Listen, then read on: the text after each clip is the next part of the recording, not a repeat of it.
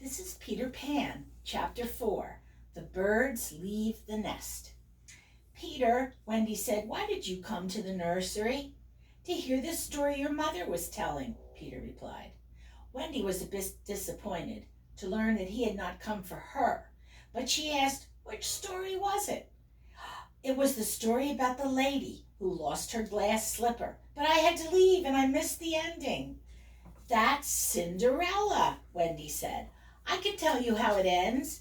The prince finds her and they live happily ever after. Peter turned to the window. Wait, where are you going? Wendy asked. Back to Neverland to tell the other boys, Peter replied. Don't go, Wendy begged. I know lots of other stories, even better than that one. Well then, come on, he said, dragging her. We'll fly back together. You can tell the stories to the lost boys. Let go of me, Wendy cried. She was very flattered to be asked, of course, but she couldn't leave her poor mother. Besides, she couldn't fly. I'll teach you, Peter said. Wendy had always wanted to learn how to fly. Think how much the lost boys will love you, Peter continued. You could be a sort of mother to them. You could even tuck them in. None of them has ever been tucked in before. This was too much for Wendy to resist. She did have very strong maternal feelings. What about John and Michael? She asked. If I leave them, they will be lost boys in a way as well. They can come. I'll teach them to fly too. At this, the boys jumped out of bed. They had been listening quietly the entire time, not letting on that they were really awake. But at the thought of flying, they could no longer stay still. Suddenly, Peter spun around. Shh, he said. His eyes narrowed. Listen, do you hear that? Wendy didn't hear anything. Exactly, Peter said. Nana, sensing his presence, had been barking since Peter had entered the nursery. Now Nana was oddly quiet. There can only be one explanation, John said. She's broken her chain and is running up here. I want to learn how to fly, and Nana's going to ruin everything.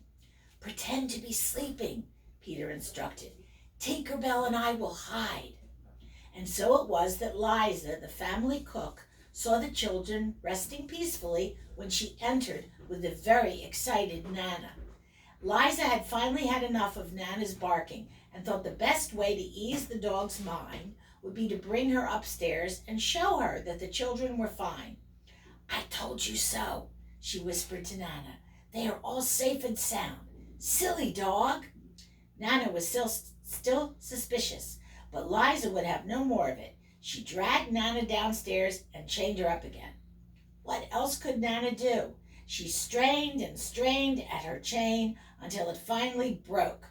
Then she ran over to where Mr. and Mrs. Darling were dining and burst into the house, barking for help.